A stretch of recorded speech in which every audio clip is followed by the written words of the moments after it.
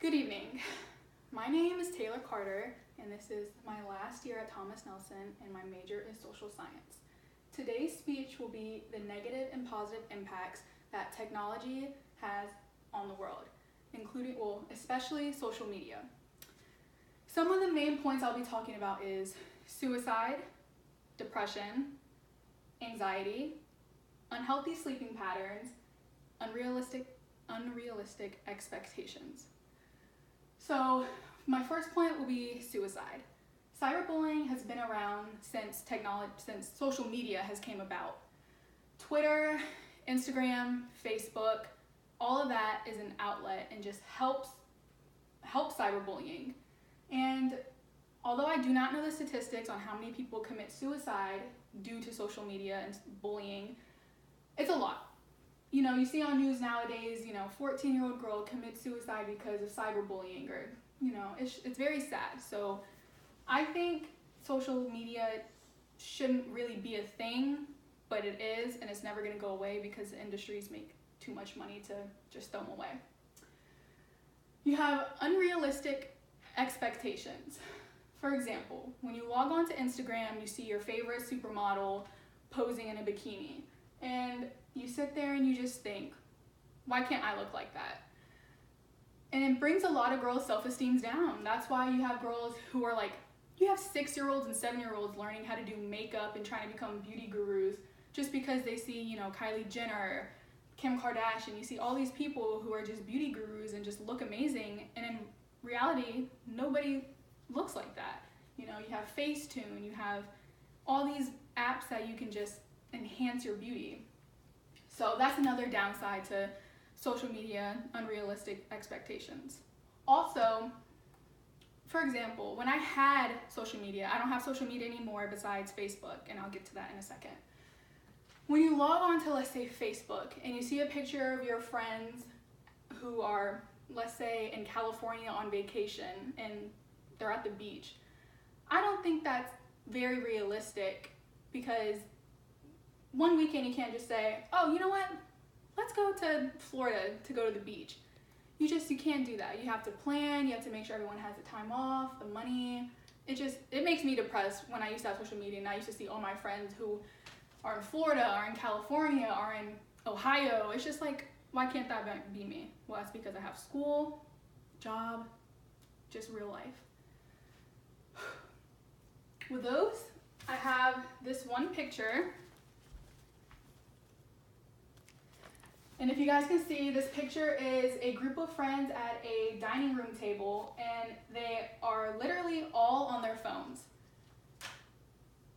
My grandma once yelled at me really bad because when I went to visit her, I had brought my cell phone to the table when it was just me and her eating. I wasn't even on my cell phone. It's a habit. I always have my cell phone on me, and I just always bring it everywhere. She actually yelled at me for just having my cell phone visible at the dinner table because she said it was one of the most disrespectful things ever. Of course, I didn't think of it that way just because I grew up with technology and, social media and everything. So when I finally, at first I thought she was being dramatic, but then when I just sat back and I thought about it, she didn't grow up with that. She grew up with, face-to-face conversations and not texting and calling. She had real life interactions, which a lot of people don't have nowadays.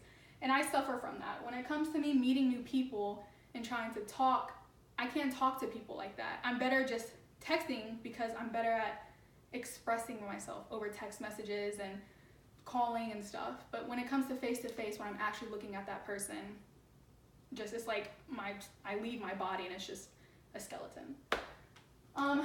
Another example will be this video, and some of you may have seen it. It's a woman who falls into a well because she's texting at a mall.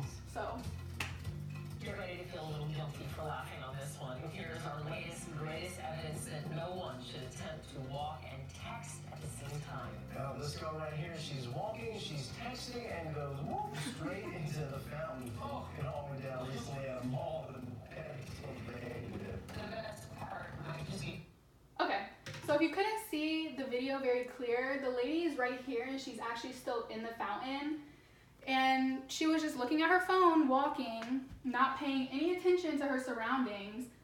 And you can see the fountain is a pretty decent size. I would say it's like 15 to 20 feet long, and she manages to fall in it. And that's because she was on her phone. She was texting, she was social media. Regardless, it was technology. Her phone helped her to do that. Now that I've talked a little bit about the cons, I'm going to talk about some of the pros. I don't have a lot of pros, but I have maybe 2.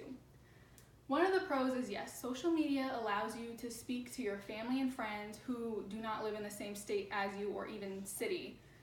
For example, my grandmother lives in Michigan and she has Facebook. So I created an account just so I would be able to talk to her on Facebook Messenger. So that actually makes me very happy because I'm able to talk to her every day. And even though I physically don't get to see her, I can video her on Facebook Messenger, so that's cool. Also, social media gives businesses an advantage when it comes to supporting ads and all that stuff, because I don't know if some of you have realized, but let's say you were on Google and you Google, let's say, Fitbits. If you go on Instagram, the first ad that's gonna pop up is a Fitbit. I don't know how they do it. I don't know what the government's doing, but it's crazy. So those are some of the pros and cons social media has. I'm against it, but it's always gonna be here forever. So thank you. Have a great day.